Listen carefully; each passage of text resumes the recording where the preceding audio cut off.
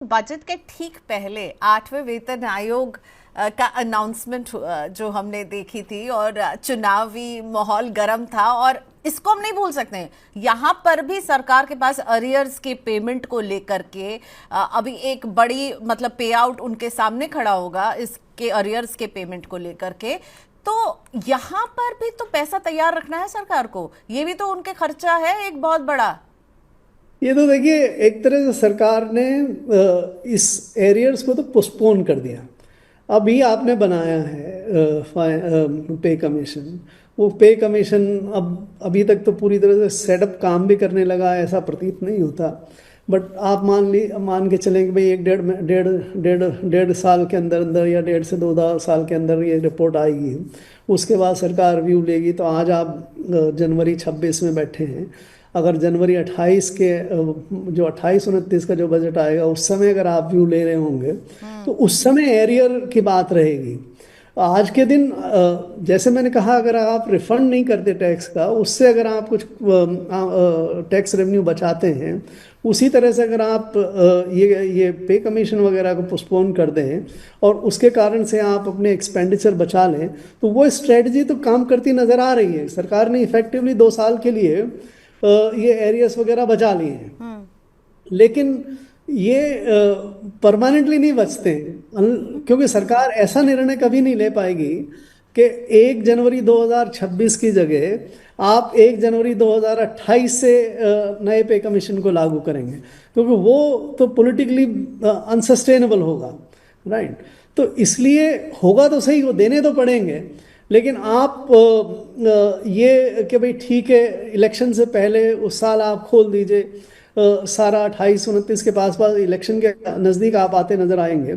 तो उस समय आप अगर ये सारे एरियर्स वगैरह दे के फिस्कल डेफिसिट वगैरह को छोड़ के अगर आप दें तो वो साउंड फिस्कल मैनेजमेंट नहीं है।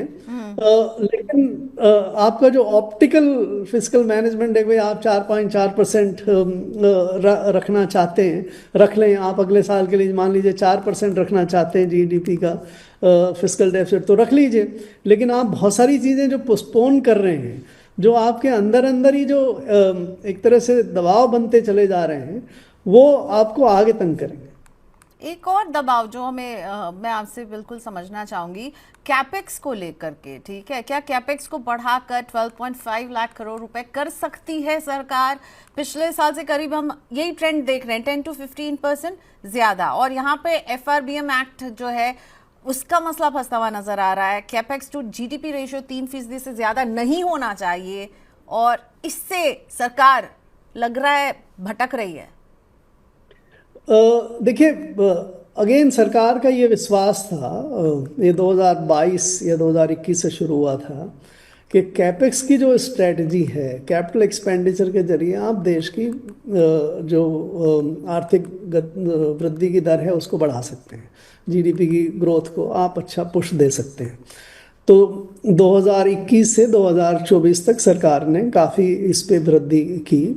3-3.5 लाख करोड़ के कैपेक्स बजट को बढ़ा के करीब करीब 10 लाख करोड़ के आसपास ले गए और बहुत काफ़ी खर्चा इस पे बढ़ा। लेकिन हमारा जो कैपेक्स है वो 80% कैपेक्स जो है वो ज़्यादातर 3-4 चीज़ों पे जाता है। रेलवेज पे हम खर्च करते हैं, रोड्स पे हम खर्च करते हैं, डिफेंस पे हम खर्च करते हैं, इन मुद्दों पे ही, या फिर हम स्टेट्स में ट्रांसफ़र, जो कैपिटल एक्सपेंडिचर के लिए स्टेट्स को ट्रांसफ़र वगैरह करते हैं।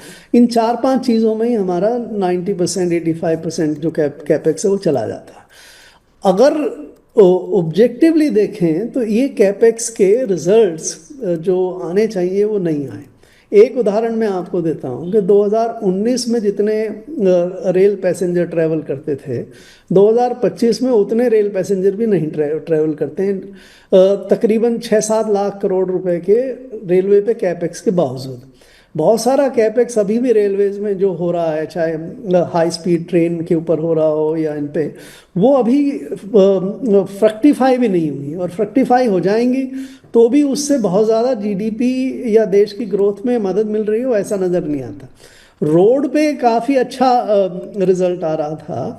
लेकिन रोड पे इतना ज़्यादा डेफिसिट क्रिएट हो गया है कि पिछले साल तो सरकार ने जो रोड के नाम पे जो कैपेक्स था वो एक्चुअली एनएचएआई के लोन्स को चुकाने में इस्तेमाल किया, वो एक्चुअली रोड पे खर्च नहीं हुआ। ऐसे डिफेंस का कैपेक्स जो है उसकी इकोनॉमिक कंट्रीब्यूशन रिलेटिवली कम है। सो इन सब कारणों से मुझे ऐसा लगता है, और जो अब तो एविडेंस भी है आपके पास, कि सरकार रियलाइज कर रही है कि भाई ये कैपेक्स की जो स्ट्रेटजी है, सरकारी कैपेक्स की जो स्ट्रेटजी है, उससे देश की ग्रोथ में और इन्वेस्टमेंट में बहुत अच्छा फर्क नहीं आता हुआ नजर आ रहा है। तो 2023-24 के बाद जो कैपेक्स है वो एक्चुअली नहीं बढ़ रहा है। आपने देखा 2024-25 के पहले बजट में आया था कि 1.11 लाख करोड़ 11 लाख करोड़ का बजट कैपेक्स में किया, बट एक्चुअली खर्चा होके वो 10.3 या 10.4 लाख करोड़ ही हुआ। पिछले साल का कैपेक्स जो करीब 11-21 के आसपास 11.21 के आसपास लाख करोड़ के आसपास है, वो 11.11 से तो बिल्कुल ही वृद्धि में नहीं था। सो 2 साल से जो कैपेक्स है एक तरह से वो भी स्टॉल हो रहा है। मेरे ख्याल से सरकार ने भी एहसास किया है कि ये जो कैपेक्स हो रहा था उसके बहुत ज़्यादा पॉजिटिव फर्क नहीं आ रहे। लेकिन कैपेक्स भी एक जिस तरह से मिडिल क्लास को सेटिस्फाई करने के लिए आप ये 2-2.5 लाख करोड़ के टैक्स कंसेशंस देने के लिए तैयार थे, उसी तरह से कैपेक्स की भी एक पॉलिटिकल वैल्यू है कि कैपेक्स बढ़ना चाहिए। तो ये संभव है कि इसको 12.5 लाख करोड़ कर दीजिए आप। लेकिन इसके लिए रिसोर्स आपके पास हैं, और इस खर्चे से या इस कैपेक्स से कितना इकोनॉमिक एडवांटेज होगा वो इतना साफ नज़र नहीं आता।